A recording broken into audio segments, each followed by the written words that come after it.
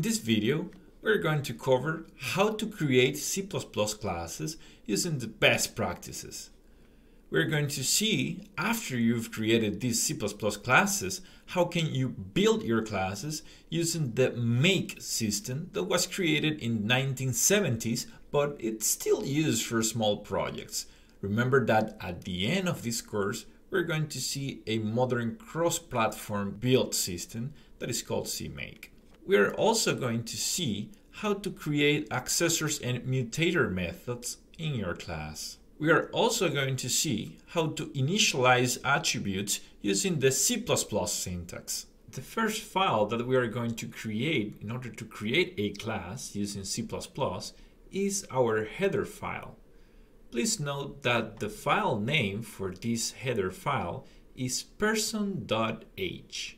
Every time that we are going to create a class in C++, we need to create two files. One is the header file, which is this one, and the other one is the .cpp file, which is the implementation file. This line tells our preprocessor that this file should be included only once. If you've coded C++ for a while, you know what inclusion guards are. Before the wide adoption of modern C++, we use inclusion guards like you're seeing right now to ensure that our files are included just one time by our preprocessor. Now, most of the modern C++ compilers understand the pragma preprocessor directive. A common mistake that people do, especially those coming from other languages, is that they don't put the semicolon at the end of the declaration of a class. Take in consideration that this semicolon is not optional. If I remove it, it will produce a compilation error. In a class, by default, all members are private, unless I explicitly define another access modifier.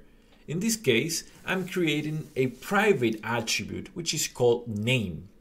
You see right now that we have an underscore before the name of our variable. This is common use in C++. Some developers prefer to use underscore, while you'll see other programs where they use M and then the name of the variable. M stands for member. In our public section, we see here our public constructor and our getter or accessor and our setter or mutator. Remember that an accessor is a method that is used to access an attribute. In this case, this is the getter of the name attribute. The only objective of this method is to provide access to clients to this particular variable value. setName is used to give a value to this attribute. As you can see, these two methods have only one line, and both methods are declared in the header file. You are going to see this kind of syntax in commercial code, but if the method has a body that has more than one line, of course you're going to see the implementation in the CPP file. That is the case of this sayHello method and this constructor method. Let's now see how person.cpp looks like. This is person.cpp. As you can see, of course, the first thing we've done is to include person.h. In this case, since we're going to print to the console, we are going to include the IO stream so that we have access to the cout and NL objects. One thing you can note here is that we are using the C++ syntax for initializing attributes. As you can see here, the attribute name is going to be initialized with the value of the parameter name. Of course, we could have said that underscore name equals name and the effect will be the same, but we wanted to show you how to use C++ syntax for initializing attributes. Here we see the implementation of the sayHello method. We're only printing out the string hello, my name is, and the value of the name attribute, followed by a new line. Let's now see how our main.cpp file looks like. The first thing we are doing is including the person.age file. Since I've included the person.age, I can create an instance of the person class.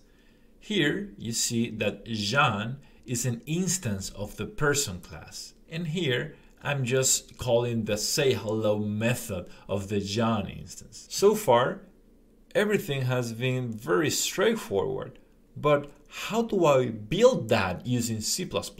Let's take a look at this simple make file. Here, I'm just creating a simple variable, which is called src. src is equals to the source file. In this case, I just have one class, so I'm adding person.cpp. In this other variable called obj, I'm storing the name of the compile class. Then I'm adding a general rule, and inside this rule, I'm calling 2 times the compiler. In this line, it is building the person class. As you can see, we're passing the -c argument to the compiler. That tells the compiler that we want to create the .o file, or the binary object compile file. The second line is using the g++ command to build the main.cpp file. But as you can see, we have passed the person.o compile file so that our compiler is able to link our previously built person class to our current code. -g means that we want to build the debug hooks so that we can attach a debugger to this executable. And of course, -o means that the output file is going to be called main. Please note that src and obj are arbitrary variable names. You can use whatever name you decide. If you use Visual Studio Code, you can automate the build process. In this simple configuration JSON, I'm specifying the commands that I want to perform in order to build and run this code. If I click on Terminal and run build task, you can see here that the code is compiling and it has been executed. If you did like this video, please subscribe to my channel, click on the bell so that you receive the notifications every time I upload a new video. Hit like and share it on your social networks. See you in the next video.